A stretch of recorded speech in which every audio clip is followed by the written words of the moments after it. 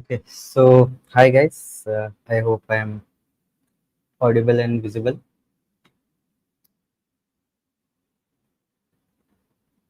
So hi guys. Okay, so let's start with the discussion for today. We'll be discussing the first four problems. Okay. So how was the contest for you all? You can say.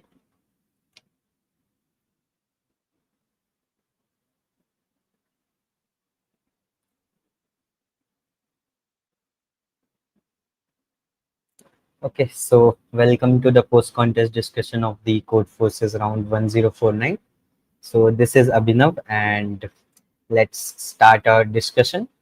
Okay, so problem A, what we have is you are given a binary string as, okay, sorry, my screen is not visible, right?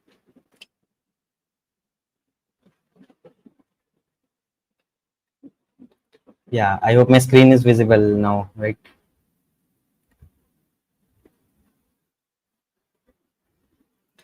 Okay, so welcome everyone to the Code Forces Round 1049. So we'll be discussing the first four problems of the round. Let's start with the first problem. You are given a binary string s of length n, and you are allowed to perform the following operation any number of times, including 0. So choose three indices I, j, k, which are in the order I less than j less than k, and right shift or left shift the values si, sj, and sk cyclically.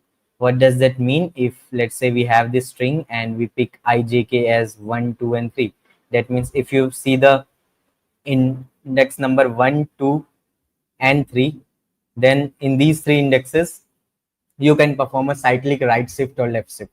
If you perform a cyclic right shift, then if you shift it cyclically, 110 would become 0 would come at the first place and 011. So it becomes 011 and rest of the string remains the same. So this is what happens when we do a cyclic shift picking the first three indexes. Same way, if we pick I equal to 4, 5, 6, then in the last three indexes, we can do a cyclic shift. If we shift it left, it would become 101 in the last three indexes, rest remains the same. So that's what a cyclic shift means. Determine the number of operations required to sort the given binary string. Okay, so you have to find this the minimum number of operations required to sort this string. Okay, so n is up till 100 only. So let's look at some test cases to understand. Okay, let's look at this test case.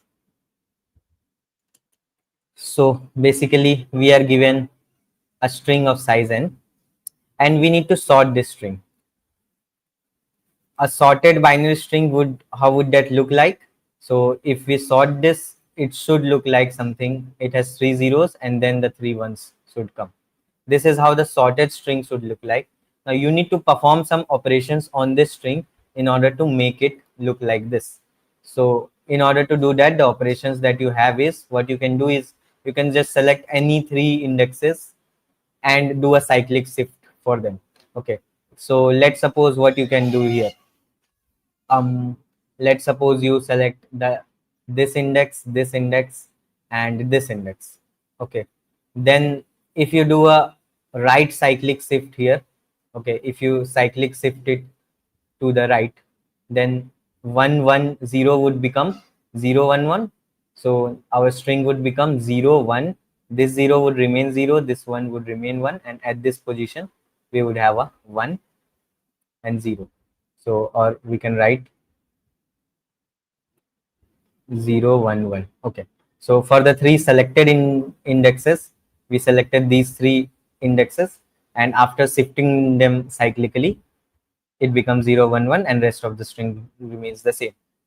This is one operation that we can do. So this is a string we get after doing one such operation. Same way, we can repeat this type of operation in order to get to this string.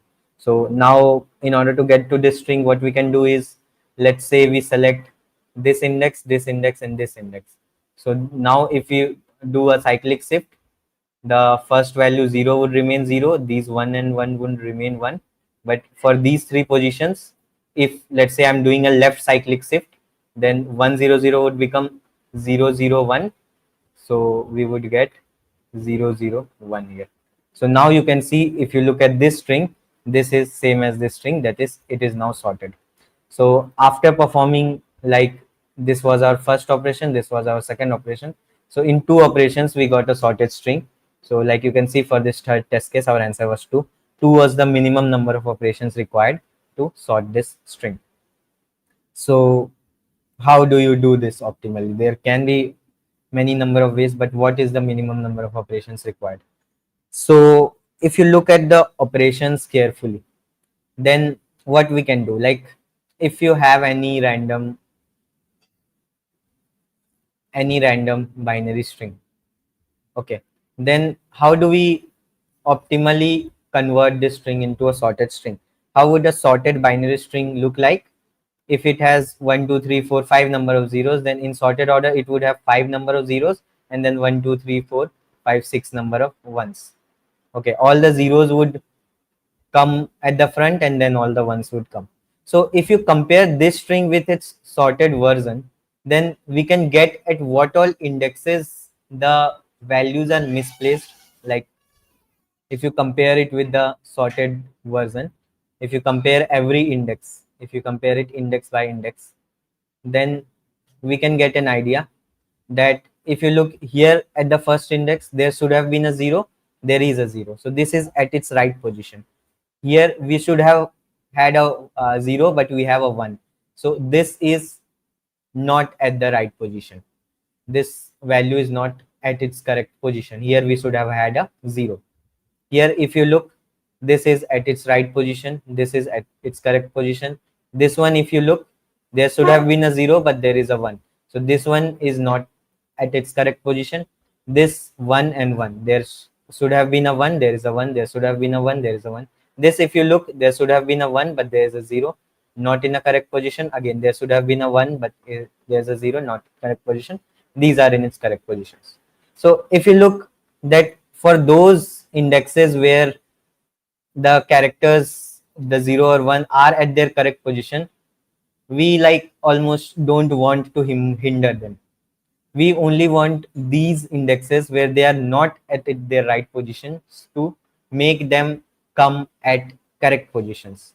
So whenever you have a like binary string and you look at what all things are not at its correct position, then you would get some ones. Okay, there, here you can see there are two ones, which where we should have had a 0, and there are two zeros where we should have had a 1. This would always be equal. Here if you have two ones that are not at its correct position, then you would have two zeros that are not at its correct position. Basically, in order to make it sorted, we just need to swap these positions.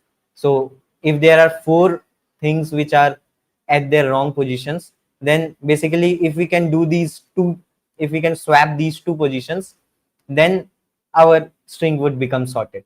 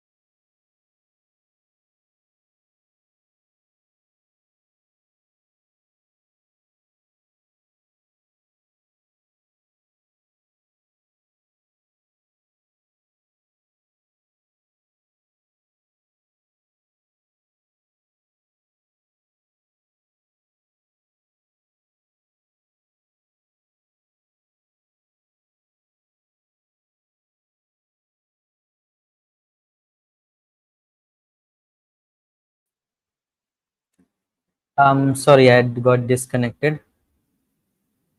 Okay, where was I? Can somebody tell me? I think now I'm visible and my screen is also visible. Okay, just a minute. I'm sharing my screen back.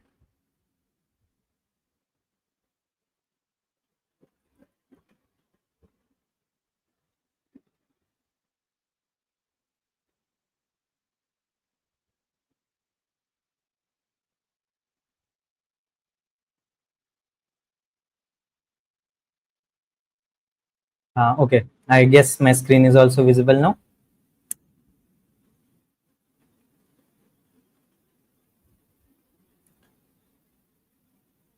Okay, so I think we were discussing. Sorry, just ignore that. So,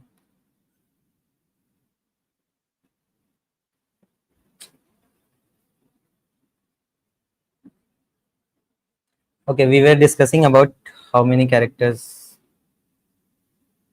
are not at their correct position, right?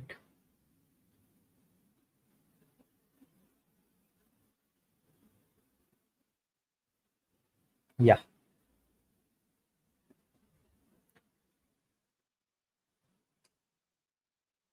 Okay, so basically what I was telling is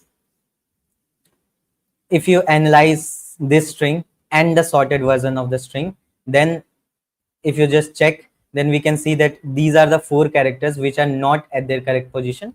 Rest of the characters are at their correct position.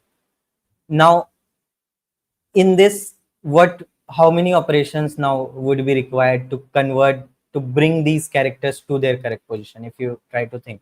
So like whenever you see a string which has like four characters which are not at the correct position, and this is a binary string, just zeros or ones, so you have two of the ones which are at the position of zeros, and you have two zeros which are at the position of ones. Okay, always this number would be equal. There would be x number of ones which are not at their correct position, and x number of zeros which are not there at their correct position. So in order to sort this, if we can somehow swap these two and swap these two, if we can perform a swapping among these two characters and a swapping among these two characters, we can say that like with these two swappings the string would become sorted. So now if you look at the operation that we have, we can select three characters and do a cyclic shift. What does that operation?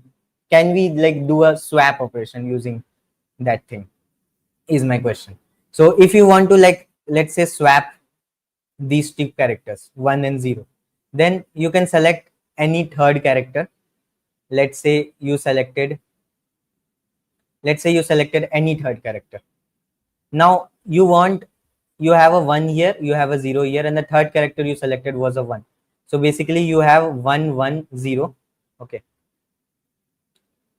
so basically you have 1 1 0 at the selected positions. What you want is you want to swap these two, make it 0 1. So what you want to make is 0 1, and this 1 should remain 1. So can you convert 1 1 0 to 0 1 1? Yes, you can do a cyclic shift to the right to convert it into 0 1 1. Now let's suppose we didn't have any character in the middle. So what we did is we selected some third character in the right of them. Let's say we selected a third character to the right. This character was selected. Then basically what we have is this was a 1. Okay, so we have 1 0 1, and what we want is 0 1, and this 1 should remain 1. So can you convert this 1 0 1 into 0 1 1? Yes, you can shift it to the left and convert it into 0 1 1. Or if you didn't had any 1 in the right, let's say you took some character to the left, you took a 0 in the left side, then what we can say is you had something like 0 1 0, and you want to convert it into 0 0 1. Can you do it? You can. Yes, you can. You can cyclic shift it to the right to convert this into 0 1 1. So basically, whenever you have two characters which are different, a 1 and a 0, you can always swap them using a third character and cyclic shift it to the right or left depending on whichever favors it. You can always do that. So basically our operation reduces to swapping of two characters using, just use any third character. That third character would remain the same after the cyclic shift and these two characters would get swapped. So now using an operation, if we can swap two characters, then we can say how many operations would be required for us. The number of operations required for us would be just number of swappings required. And what is the number of swappings required is number of characters that are not at their correct position divided by 2. Here you can see that 1, 2, 3, 4 characters were not at their correct position. Number of swaps required were 1 and 2. So we can conclude that our final answer would be number of characters not at their correct position divided by 2. Whatever this count is divided by 2 would be our answer. Is this logic clear?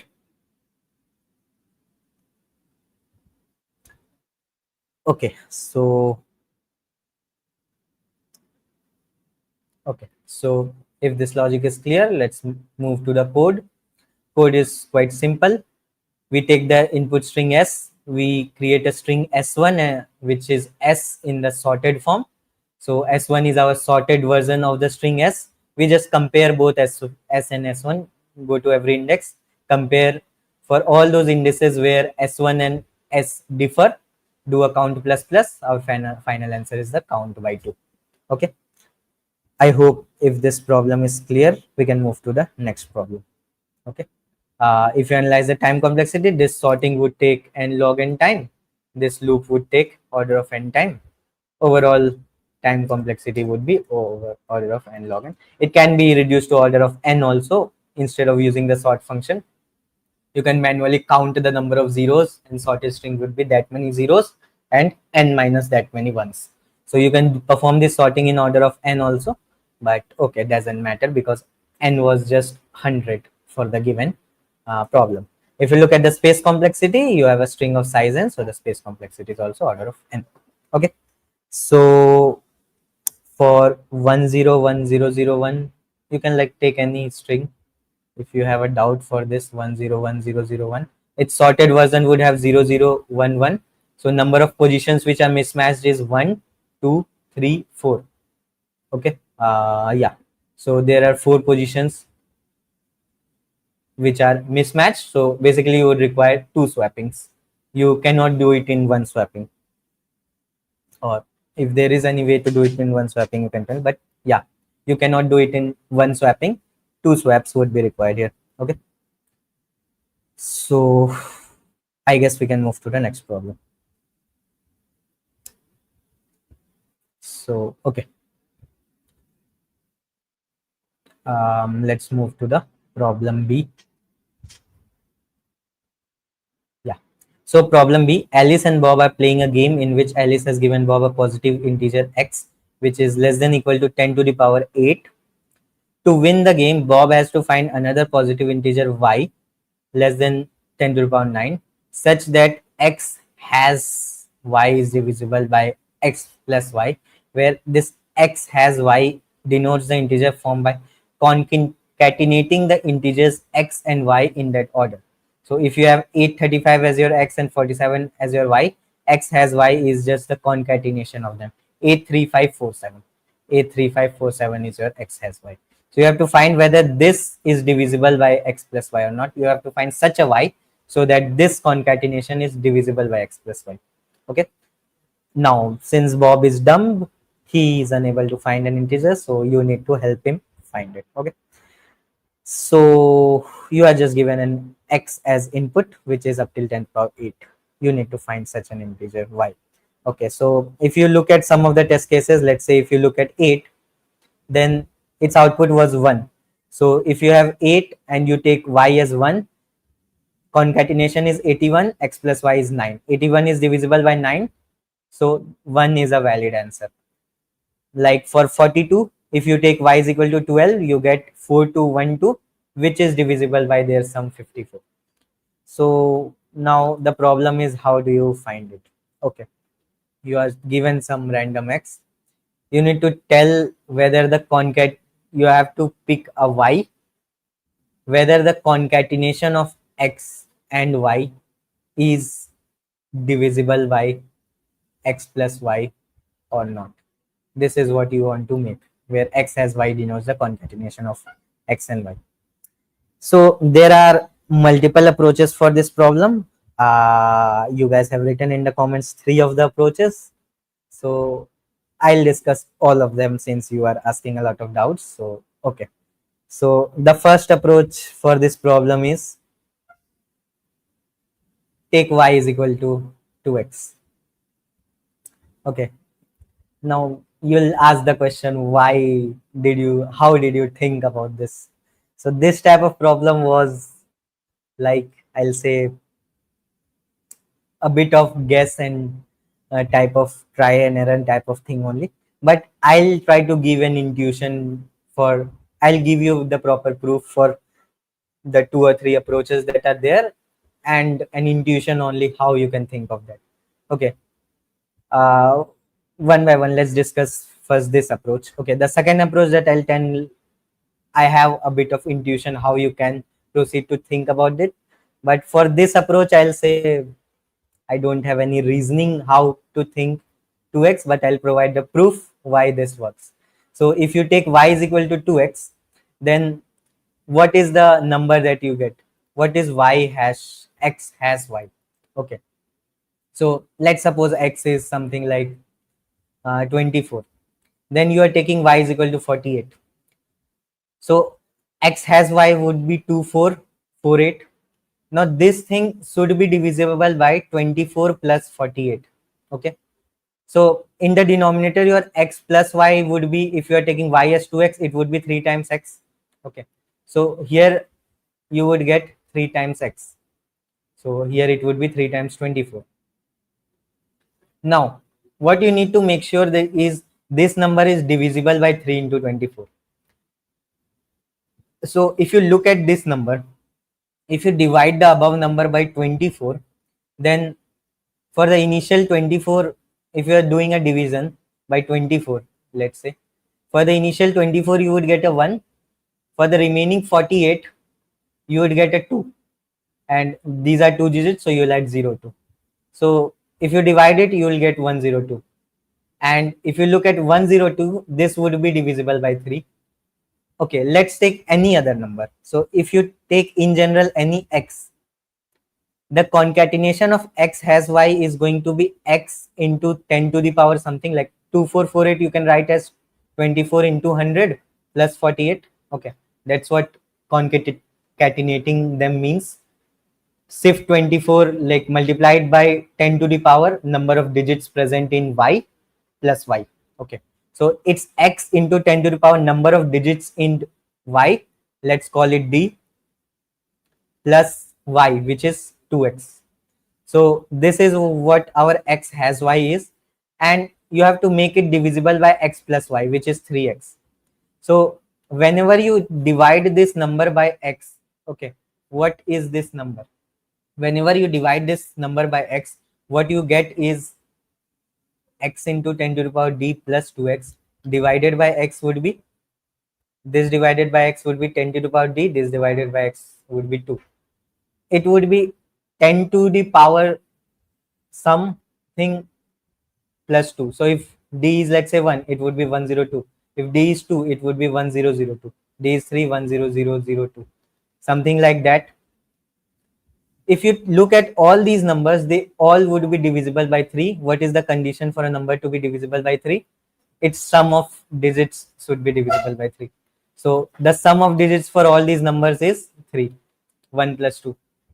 So all these numbers would always be divisible by 3 because their sum of digits is 3. So this way you can prove that whenever you take 2x, your denominator divided by x would leave a number something like this, and this thing would be divisible by 3. That means this whole number is divisible by 3x. So I hope if you get the proof, then we can say that y is equal to 2x. If you take y is equal to 2x, it would always work. So that is the first approach to solve the problem. Solution is quite simple. C in x, C out 2x. It is accepted. Okay. So this was the most simple way to solve the problem. Other approach you guys are writing is y is equal to 8x. So I think the logic for this is similar to 2x only. If you take y is equal to 8x in denominator, x plus y would become 9x, and whatever you have, it would be 10x into 10 to the power some d plus 9x. Okay, if you divide it by x, then you get 10 to the power d plus 9 plus 8x, sorry, plus 8x. You get something like 10 to the power d plus 8, and this would be 1008, something like that. And its sum of digit would always be 9. For 9 also, we have a divisibility condition that if the sum of digits is divisible by 9, it is divisible by 9. So the remaining part would be divisible by 9. This way, with the same logic, we can prove that y is equal to 8x also works. Okay. Now, the third approach to solve the problem is this, I'll say, comes a bit intuitively. I'd solve the problem using this approach only in the contest, because thinking of 2x or 8x is like just guessing thing. But this, I'll say, is how I proceeded with solving the problem. So what I have is, you have a x, you need to pick a y. Okay. So what would be x has y? This is x into 10 to the power number of digits in y plus y. Okay. D is number of digits in y. Okay.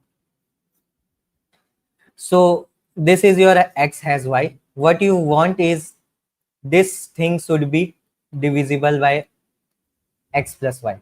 So this modulo x plus y should be 0. This is the condition that you want to satisfy.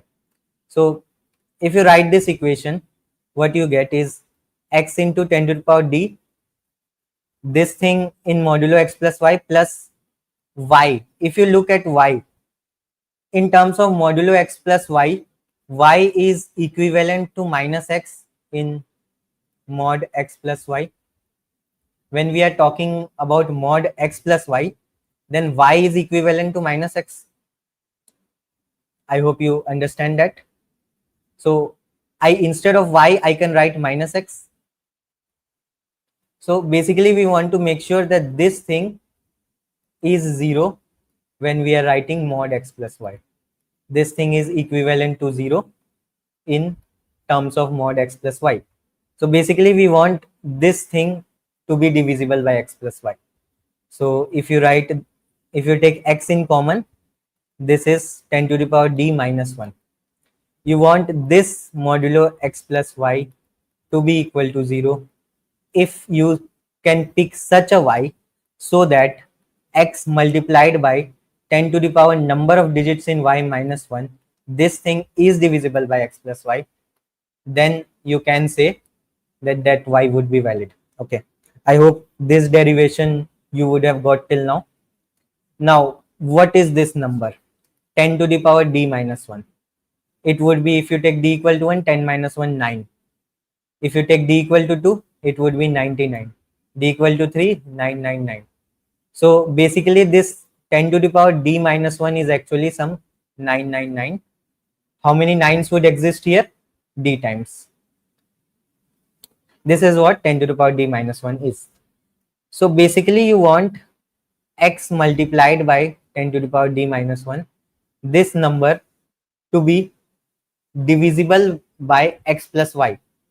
So if you want this to be divisible by x plus y, if you can make, let's say if you can make x plus y equal to this number only, if you make x plus y equal to this number only, then it would become divisible. It is this multiplied by some x. So that's what you need to do. Your y, if you make this equal to 999 only, d times, where d is the number of digits in y. So whatever you have, whatever x you have, you can pick a y which is equal to some 999 minus x. And how many times you should have 9? That may be equal to the number of digits present in x or one more. Like why I'm writing these two cases. If let's say you have x is equal to 312, something like that. So you can pick y something so that they become equal to 999. So you can, in order to make it 9, you can pick it 7, 8, 6. If you pick such a y, their sum would become 999. Number of digits in y is 3. So you have to make x multiplied by 999 to be divisible by 999, which would be satisfied. So for any x, you can always write such a y. For every digits, just subtract it from 9. For 2, you can write 7. For 1, you can write 8. Only for one case, one edge case that you need to handle here is if you take x is equal to 9, 3, 1, 2, something like that.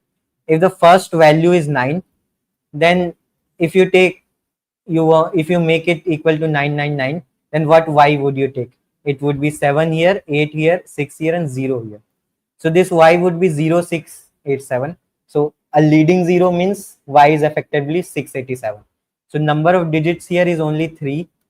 So here 10 to the power d would become 3, and in numerator you would have x into 999, and in denominator you would have 4 times 9. So they would not become divisible. So in this case, your solution would fail. So what you can do is make them equal to, add one more 9 here. You had this, choose such a y so that they become equal to this thing. So for that, what you can do is this minus x you can do to pick your y. Y can be equal to this thing minus x. So this way, if you pick that y, it would definitely have 5 digits. This minus this small x would still have 5 digits. Okay, so you have 5 digits, and I hope it's clear. So either you make it equal to number of digits in x or one more than the number of digits in x. If x is starting from 9, then one more than number of digits in x. So I hope this logic is clear and this was a bit more intuitive. Code for this would be, I'll show you the code for this approach as well. If it opens, yeah. So here I convert x into a string so that I get the number of digits present in that. So size is the number of digits in x. So if the first digit is 9, I do size plus plus. Then my answer is 10 to the power size minus 1 would be whatever is size times 9. This minus x is my y, I print y. Okay. So this is the other logic for the B problem. Okay. So these were the 3 approaches to solve this problem. Time complexity for this approach was like converting into string would at max have 10 digits. So order of 10 here. You can say log base 10x, and time complexity here is order of 1, you can understand. Space complexity also order of 1. Okay. So I hope problem B is clear to you.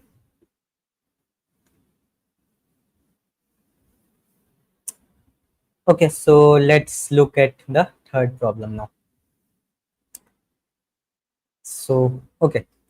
So problem C, let's define a function fa for an array A of length n as fa is equal to cost plus a1 minus a2 plus a3 minus a4 and so on. Okay, this is our fa.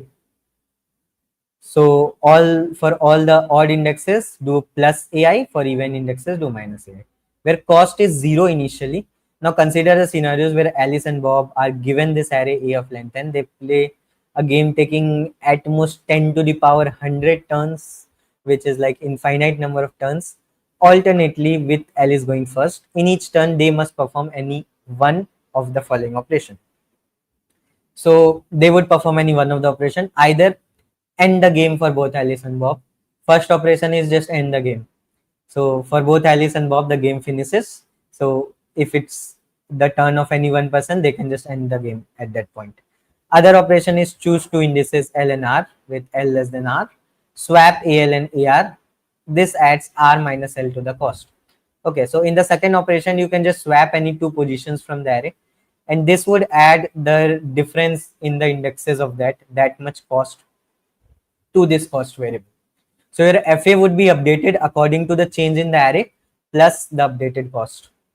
This would become your new FA. Assume that Alice tries to maximize FA, Bob tries to minimize it. Your task is to determine the final value of FA, assuming both players play optimally. So Alice would try to maximize this FA value, Bob would try to minimize it. What is the final value of FA when the game finishes? Either after 10 to the power 100 turns, or if any one of them performs this operation and ends the game. These are the two ways the game can end. Okay, so this is the problem. Let's look at one or two test cases to understand the problem. Okay, let's look at this test case. So you are given this array of size n, and then you are given this array of size n, and then what operations you can do is Alice would start the operation. So initially, what's the value of FA? Initially, a value of FA is, for all the odd indexes you would add, even indexes you would subtract. So initially is 7 plus 8 minus 1 minus 4, and the cost value is 0.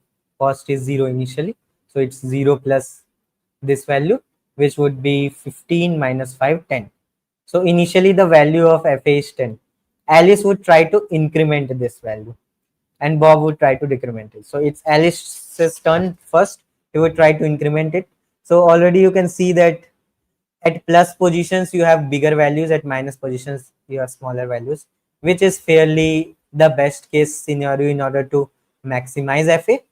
So Alice would not want to change those positions, but whenever he performs an operation, the difference between the indexes where he performs the operation, that gets added to the cost. So that advantage you can Alice can take. So if he performs, the maximum addition to the cost he can do is if he perform an operation in this, but this way he would swap this 4 from minus position to a plus position and 7 from plus to minus. This would reduce this value. So in order to, instead of doing that, what you can do is you can what you can do is you can swap these two indexes.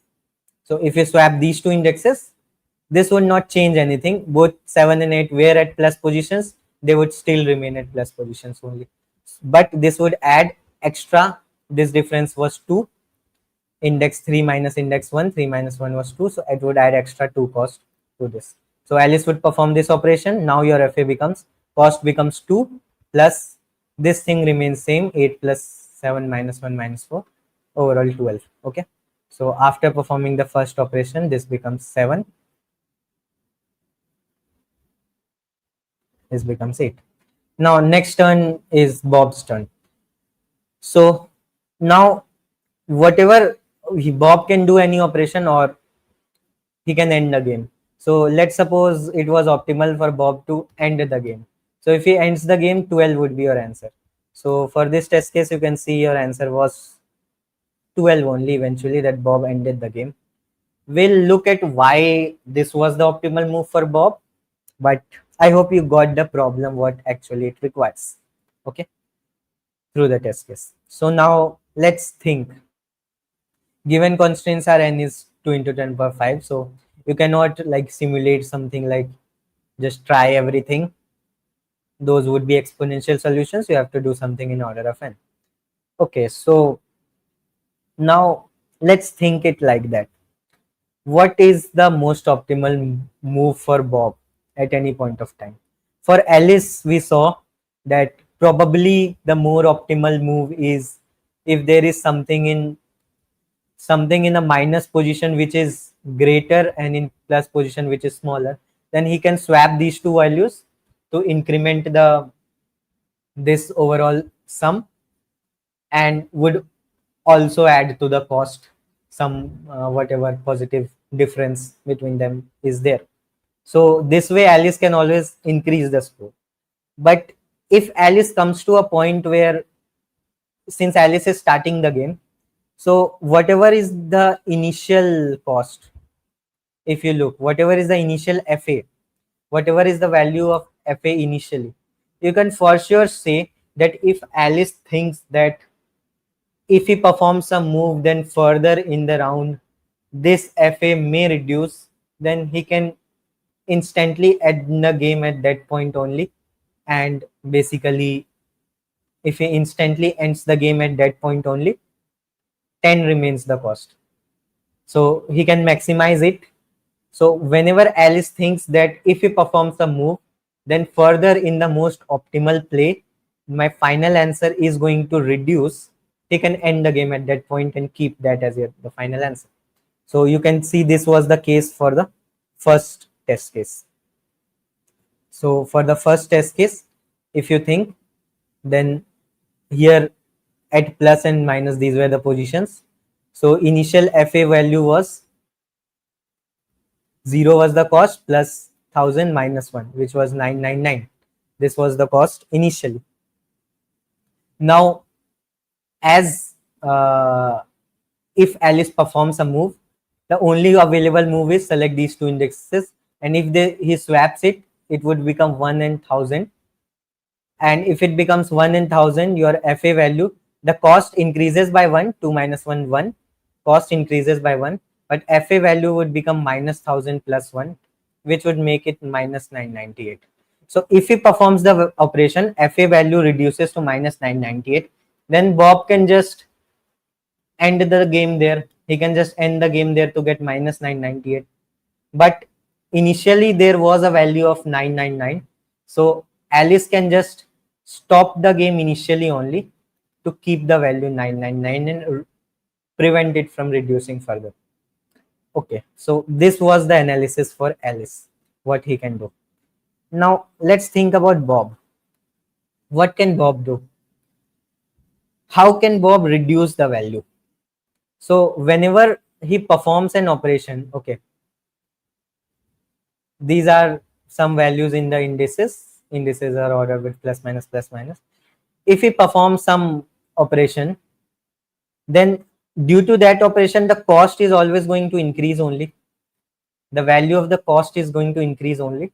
The only way he can reduce the FA value is if he swaps some values between a plus and minus, so that this plus was some greater value, minus was smaller value. When he swaps it, negative has a greater value, positive has a smaller value.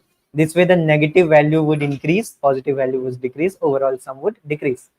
Like the case here with 1 and 1000, 1001, he could, if it was the turn for Bob, he could have swapped it and reduced the FA value.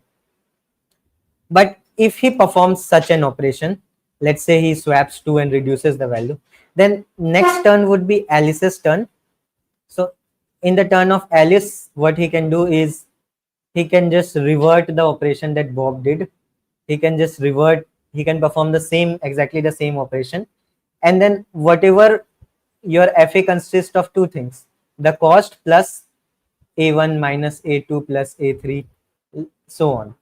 So whatever was the value of this before Bob's turn, after Bob's turn, this value got reduced.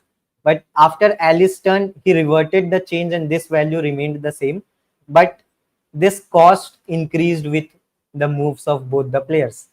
So overall net, if you see whatever before Bob's move, whatever was the cost, after Bob's move, if Alice reverts his move, the overall FA value has increased only.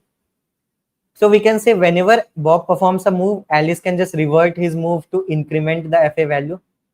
So it is never optimal for Bob to perform a move, because whenever he performs a move, FA value eventually rises. So for Bob, it would be always optimal to just end the game.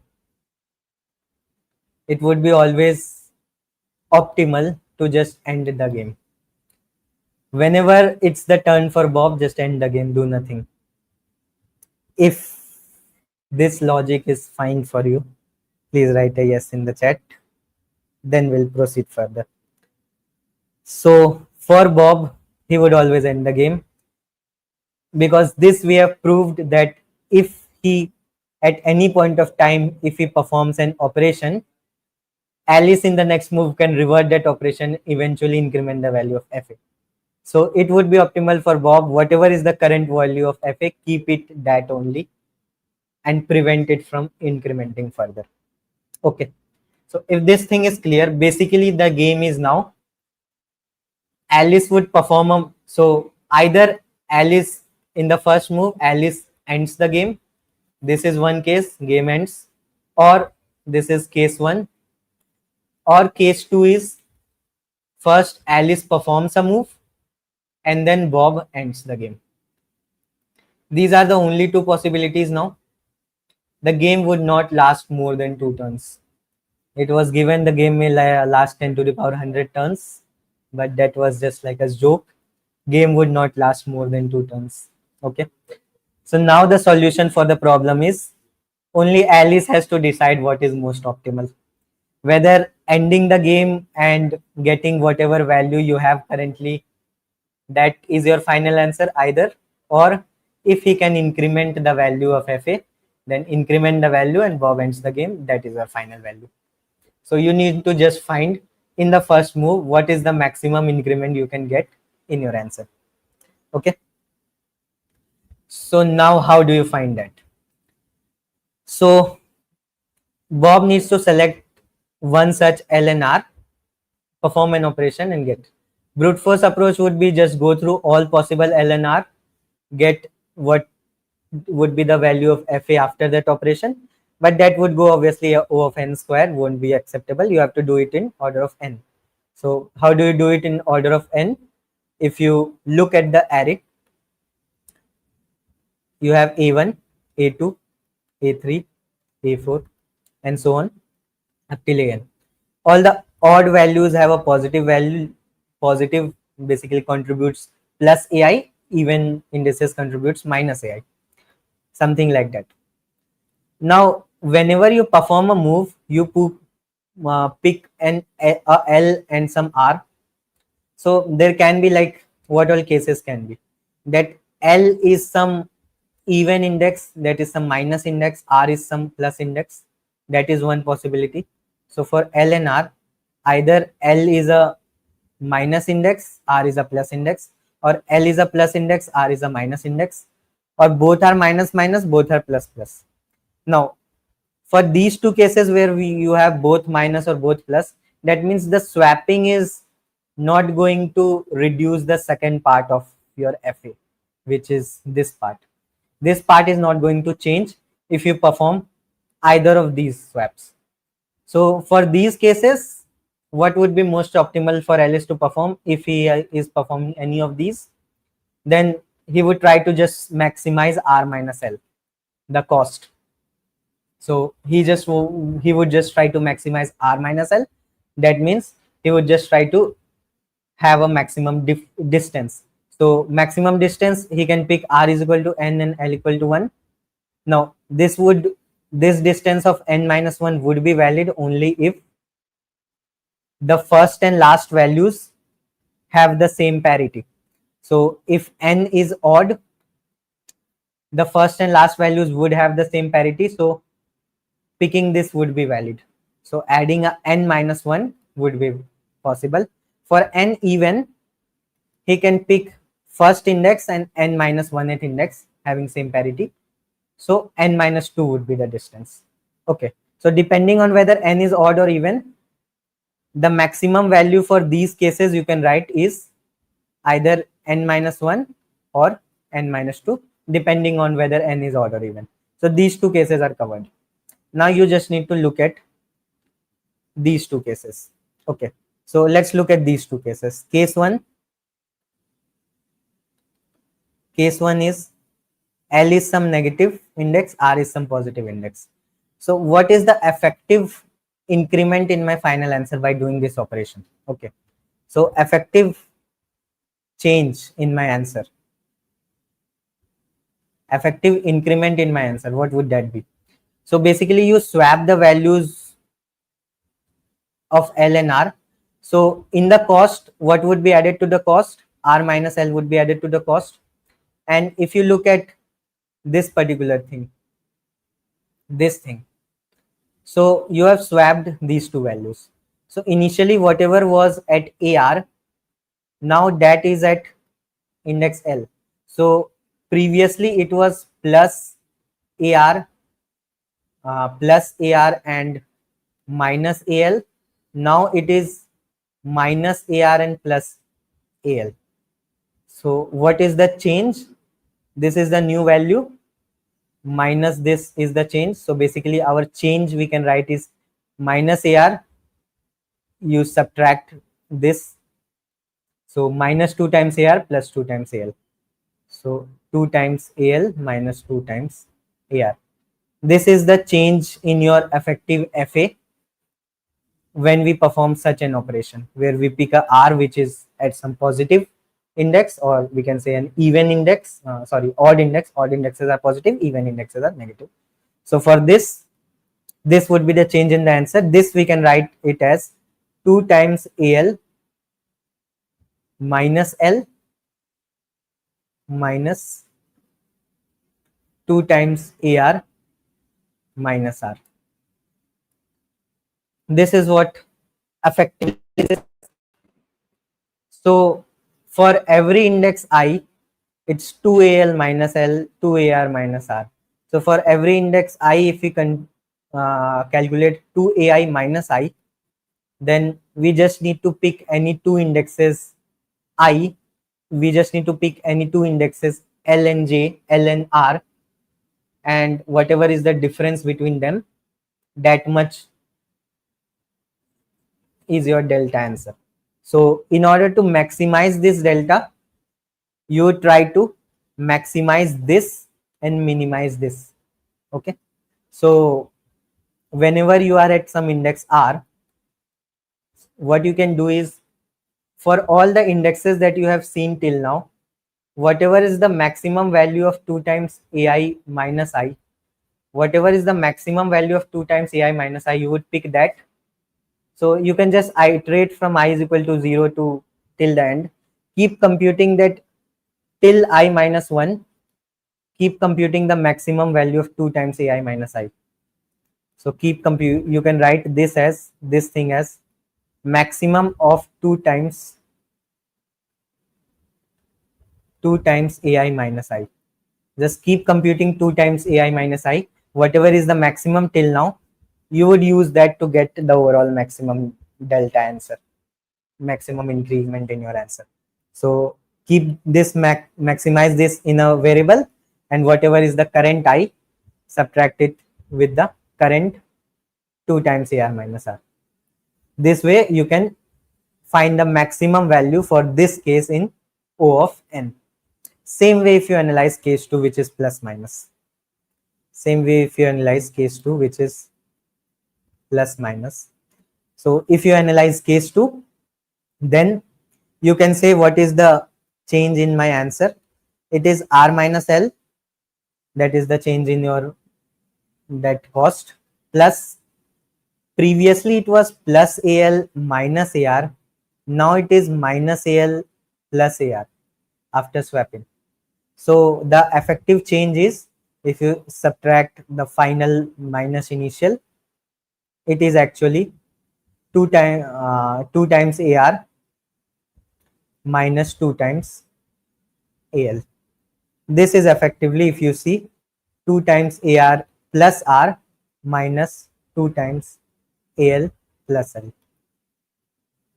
So this again reduces to, if you want to maximize this value, maximize this, minimize this. So whenever you are traversing to some index R, then all the indexes that you have seen till now, if you maintain the, you want to minimize this. If you maintain the minimum of 2 times AI minus I, then this thing can be replaced by the minimum of 2 times AI minus I till now. So subtract the current 2 times AR plus R with the minimum of 2 AI minus I till now. This way you can maximize the delta answer for case 2. And Once you have analyzed your answer for all the four cases, the maximum among all the four cases is the maximum. If that maximum is still negative, then add 0. That means end the game at that point of time only. Don't add to your answer. If that maximum is positive, add that to your current value of FA. That is our final answer. Okay. So is the logic clear to you now?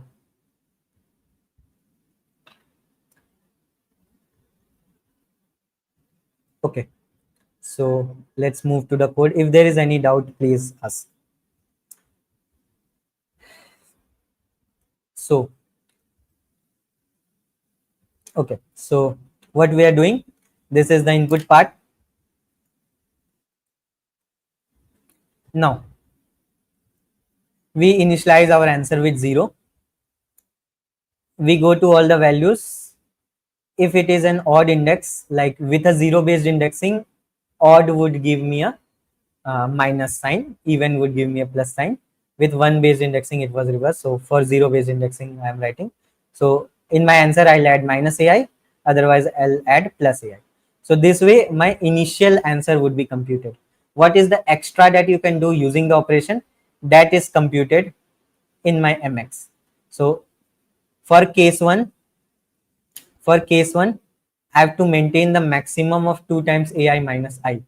So in MX2, okay, I've taken that as case 2 reverse in the code, but okay, I hope you can understand. This is for case 1, where I have to maintain the maximum of 2 AI minus I. So I have to maintain the maximum of 2 AI minus I whenever. Now this is maintained only for all the L which are at minus. Okay, so only for the minus case we are maintaining the maximum of 2 AI minus I, not for the plus cases. Here I am not writing this code in the else part, because this L would be valid for case 1 only if it is at a minus sign. Okay, and we'll compute the answer for this case at a plus R. So answer for this case 1 would be computed here, mx2 minus 2 times AR minus R, mx2 minus 2 times AI minus I. So this way in mx I am maximizing. Using these two statements, I am maximizing for case 1. Okay. For case 2, I have to minimize 2 times AI minus I. So I have to minimize 2 times AI minus I for L, which is at plus. So in plus case, I'll minimize 2 times AI plus I. Sorry, 2 times AI plus I. I have to write plus here. Okay. This was AL plus L, AI plus I. So I have to maximize, minimize 2 times AI plus I, minimize this thing, and compute this answer R at a minus index. Compute this answer R here. 2 times AI plus I minus the minimum value. Okay. So these two lines covers my case 1. Case 2, these two lines covers my case 1. Okay. So this way, after doing this, in MX, I would have got the maximum for case 1 and case 2. What about case for the remaining case 3 and case 4? As I wrote, for odd n, it would be n minus 1. So max for odd n, maximize with n minus 1. For even n, maximize with n minus 2. Even n, maximize with n minus 2. After all these maximization, I initialized my MX with 0. So it can never go negative. If the overall for all cases is negative, I'll keep it 0 only, not perform any, and end the game. So add the MX to our answer. That is my final answer. Okay. So I hope this problem is clear to you. Is there any doubts in this? If you analyze the time complexity for that, input part would take an order of n time. This loop is running n times. These are all order of 1 operations. So this is also taking order of n time. These are if else conditions. So overall in order of n time only, we are solving the problem. Space complexity, again, we are just using an input vector of size n. All these are variables. So order of n for the input vector. Okay. Can we move on to the problem D now? Okay.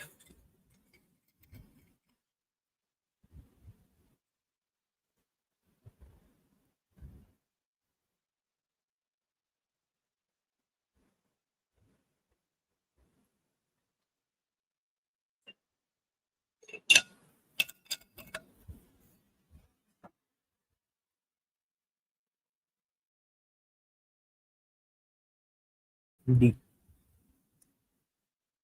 Okay, so you are given n segments on the number line. The ith segment is represented as Li to Ri. Initially, all segments are unmarked. You perform the following operation repeatedly until there are no unmarked segments left. In the kth operation, if there are at least two unmarked segments, choose any two unmarked segments, Li, Ri, and Lj, Rj. Mark both of them and add a new marked segment xk to yk satisfying the above conditions, that x the x should be in the range in the first segment, y should be in the second segment, and xk should be less than equal to x1. So you add this new marked segment and making both of those segments marked. If there is exactly one unmarked segment, just mark it and come out. Okay. So now your task is to determine the maximum possible sum of lengths of all the unmarked segments, all the marked segments at the end of the process. Note the length of a segment L to R is R minus L. So you have to just find the maximum possible sum of the lengths of all the marked segments. And when the operation ends, all the segments become marked. So basically you have to just compute the sum of all the segments that were already present and the new segments that you added. Sum of all of them you want to compute. Okay, so let's look at one test case.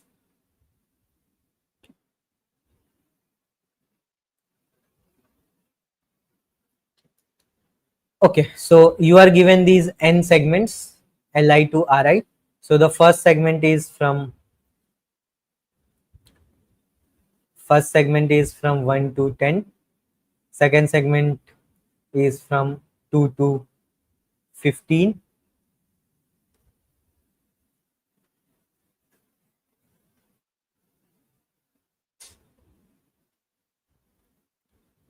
Third segment is from 3 to 9. Okay, these are the three segments: 1 to 10, 2 to 15, 3 to 9. Now, among the three segments, in every operation, you would select any two segments. Initially, all are like unmarked. Initially, all the segments are unmarked. So first, you would select any two of the unmarked segments, mark them, and create a new segment out of them. So if you, let's say you selected this segment and 2 to 15, let's say these two segments you selected. So you selected 1 to 10 and 2 to 15, these two segments you select. So first of all, you would just mark those segments and you would create a new marked segment out of them which satisfies the condition. You create a new marked segment xy which satisfy x is between the first segment is in the first segment and y is in the second segment. This is the condition it should satisfy. So basically this is the range where you can have your x, this is the range where you can have your y. So let's say in this range you pick x equal to 1 and in this range you pick y is equal to 15.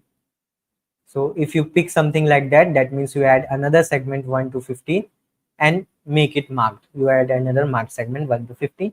Then you perform the operation again on the remaining unmarked segments. So you have only one unmarked segment. For that, you would just mark it and not do any operation. Now, after all the segments are marked, just find the sum of lengths of all the segments. Sum of length of a segment is Ri minus Li. So the length of this segment is 10 minus 1, 9, 15 minus 2, 13, 9 minus 3, 6, 15 minus 1, 14. Sum of them is 9 plus 13, 22, 28, 38, 42. So you get a final sum of 42.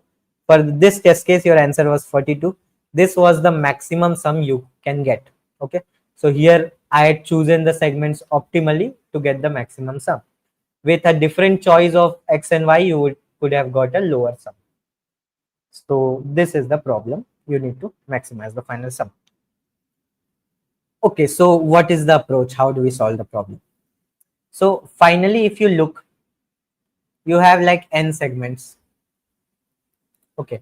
If n is even, you have exactly n by 2 pairs. You can have exactly n by 2 pairs, and for every pair of segment, you would select them, mark it as a new marked segment, and their job is done. You would perform the operation exactly n by 2 times. And when n is odd, okay, you'll perform the operation n minus 1 by 2 times, and then one segment would remain, which you would just mark it. You would just mark that remaining segment. Now, what is your final answer?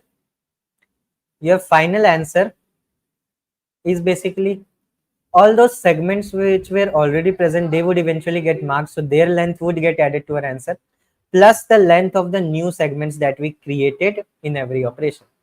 So it is basically the summation of Ri minus Li initially for all the given segments, plus the summation of Ri minus Li for the new segments that you created. Okay, this is your answer which you want to maximize. So this is like constant value. For all the whole segments, this Ri minus Li would be constant. You cannot change it. So let's compute this and keep it somewhere. Now you have to maximize this particular value. You want to select such pairs of indexes, such pair of segments, so that the final segments that you get, they have maximum lengths. Now, if you select any two pair of, if you have, let's say, selected a pair of segment, let's say here we selected this segment and this segment, what is the most optimal x and y? What is the most optimal new segment you should create in order to maximize its length? It would be the greatest y you can choose and the smallest x you can choose, so that its length is maximized. So either you would always choose the boundary values. So x can be chosen in the first segment only. So you want to minimize x, so you would pick from the first segment, you would pick the Li value of the first segment. And you want to maximize this y, because your final length of the segment is y minus x. So maximize this, minimize this. So x you would always pick as Li, y you would always pick as Rj. Y you would always pick as Rj, the greatest value. This way you can maximize the length of the segment.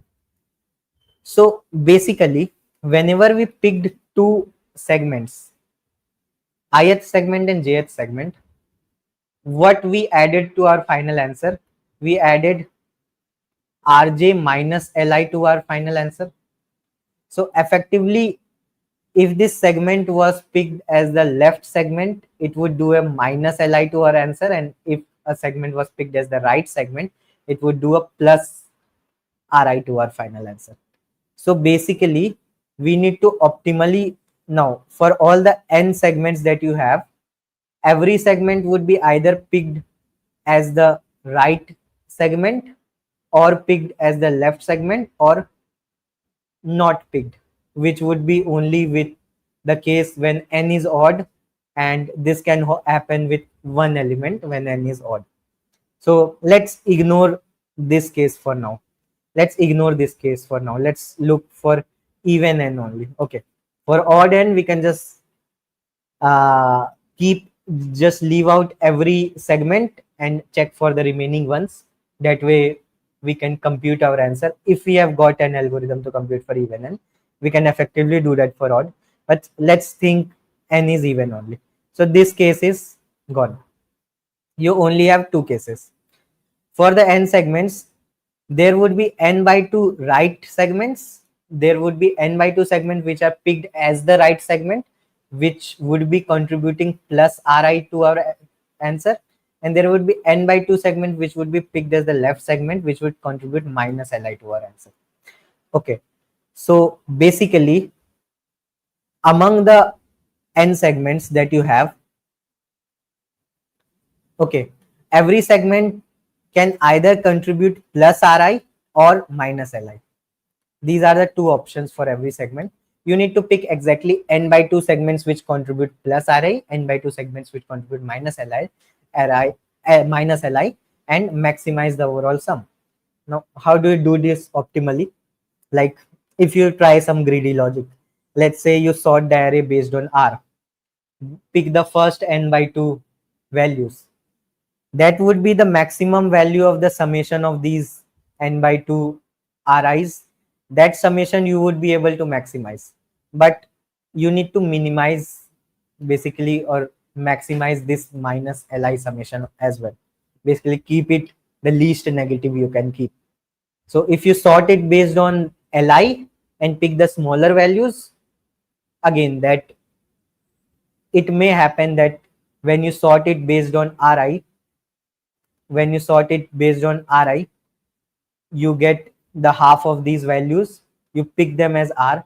When you sort it based on Li, it may not happen that you exactly get the remaining values only. It may happen that there is some element which comes in the first n by 2 values of L sorted array, as well as last n by 2 values of R sorted array.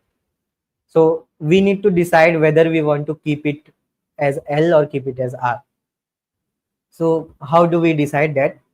So what you can think it like that. For every index I, you have two options. Either keep it as plus Ri or keep it as minus Li. So effectively, if you are picking this option, you are adding plus Li to your answer. But adding this to our answer, but there would be some other, this one operation is used for R. You are making it that there would be some other index which would be forced to use L and contribute minus Lj to its answer. And if you are picking it as minus Li, it would contribute minus Li to your answer, but it would make sure that you can pick some other Ri which contributes plus Ri to your answer. So effectively, both are beneficial. Picking both of them are beneficial. But what is the criteria to decide which is more beneficial? So just think it like that. Let's say every index contributes the average of these two. Let's suppose every index contributes the average of these two. Okay. Now, whenever you pick an index as fully Ri, you are just increasing its average, and when you pick it as full Li, you are decreasing its average. Now you would have to increase the average n by 2 times, decrease the average, or decrease the sum n by 2 times and decrease it n by 2 times. So whichever is decrementing more, you would prefer someone which is incrementing more. So you just need to compare their decrement and their increment, which is more. So basically, for every index, if you are picking it as Ri, okay, let's ignore by 2 for now. Effectively, if you say that they are contributing both Li and Ri, that is also a way to say that. So if you are keeping it only Ri, the increment you are getting is Ri minus Li. This is the increment that you are getting, which is Li. And if you are keeping it as minus Li, the decrement that you are getting, previously it was Ri minus Li, keeping it as minus Li, the decrement that you are getting is this much amount, which is Li plus Li Ri. So you want to compare these two values, which is effectively more. So if Ri is more, you would tend to keep it as R. If Li is more, you would tend to keep it as L. But you cannot directly sort it. So what you can do is you can sort it based on their sum of Ri and Li. These both factors matter equally. This we have proved, that this is the increment you get by selecting Ri. This is the decrement you get by selecting Li. So effectively, both have equal weightage. So we can keep Li plus Ri as the weightage for sorting the array. So what you can do is, if you keep Li plus Ri as the effective weightage for every index to sort them, then whichever index has a greater value of Li and Ri for the top n by, if you sort the array based on Li plus Ri, then you can say the top n by 2 elements on the basis of this sorted array, you would give them Ri, and the remaining, the bottom n by 2 elements, you would give them minus Li. This way you can do an optimal assignment and maximize your final answer.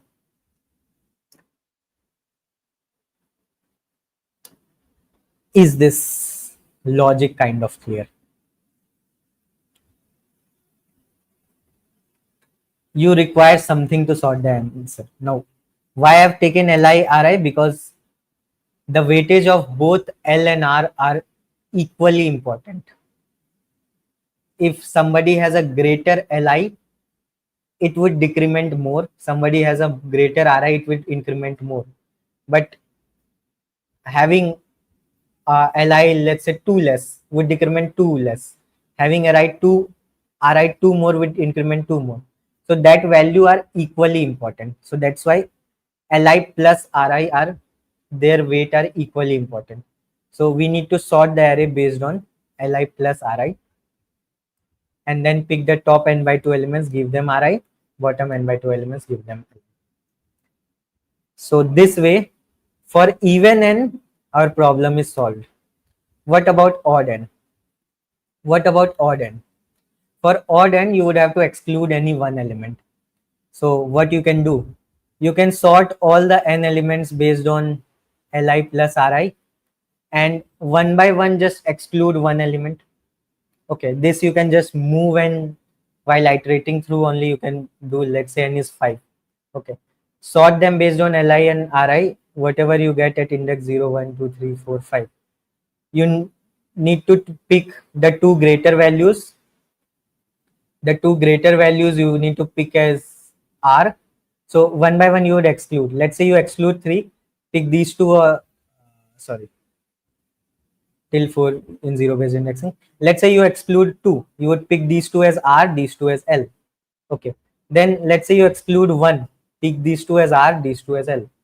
Let's say you exclude this, pick these two as L, these two as R. So you can start by, let's say, you can start by picking these two as R, these two as L, computer answer. This is excluded value. Then you can just move this as your excluded value. So effectively remove its contribution. It was contributing minus Li, so removing means plus Li, and add its contribution.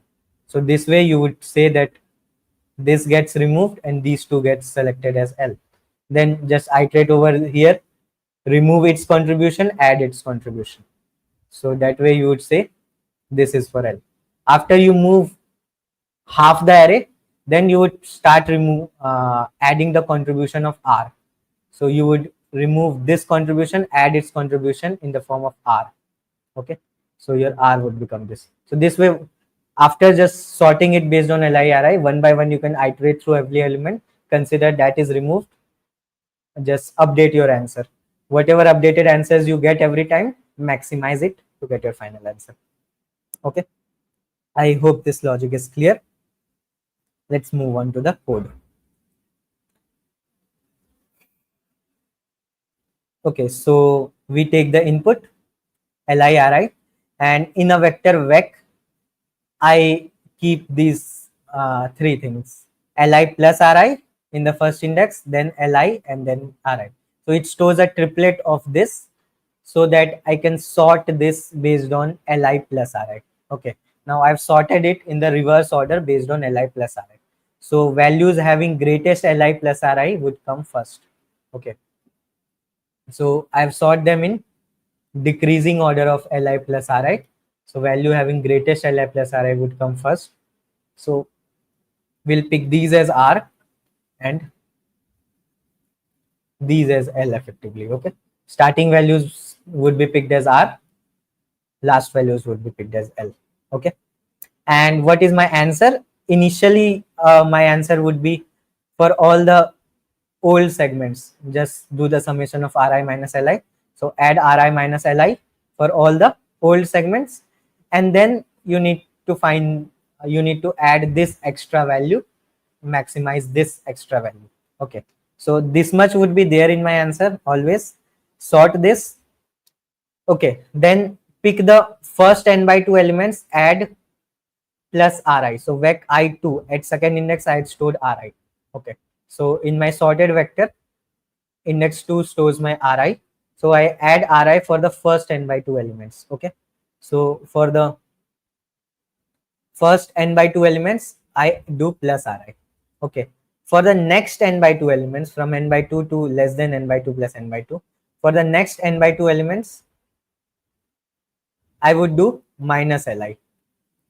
Okay, and then if n is even, we would be over. So if n is even, whatever answer I got, that is my answer. We are done. But if n is odd, we would have one left out element. So just iterate through from the last. For this element as left out, our answer is computed. Current val, whatever we got in our answer, that we store as the current val, that answer is there if this is left out. One by one, we move the left out element to the left and update our current value. Okay, so if we are moving it till here, so till here from in zero based indexing, this is n minus 1, this is n minus 2. So from n minus 2 till n by 2, n minus 2 till n by 2,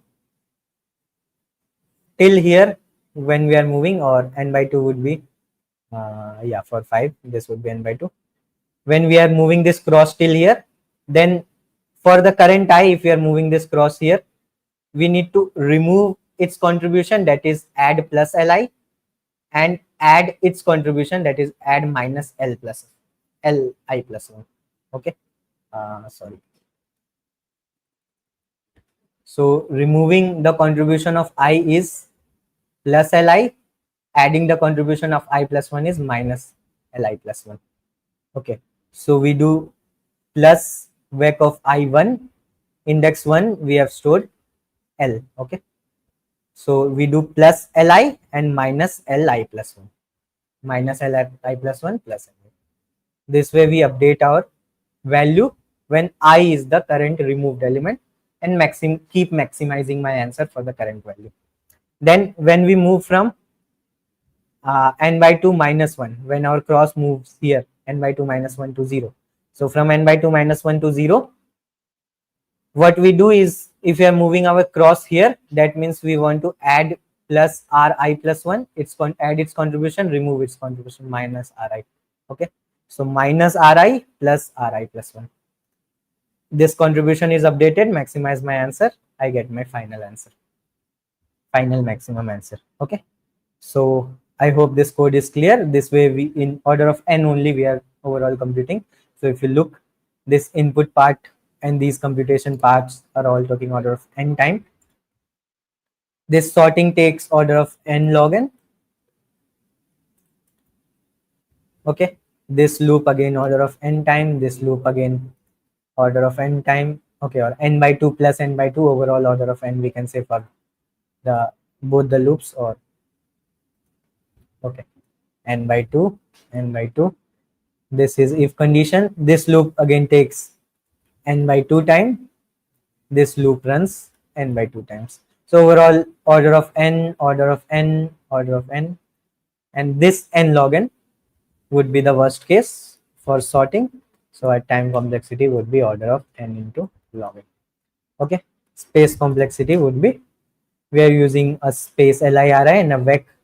This inside vector is of size 3 only, so this is of size 3n. So space complexity is also order of n only. Okay, I hope this problem is also clear. Is there any other doubts, or we may end the session?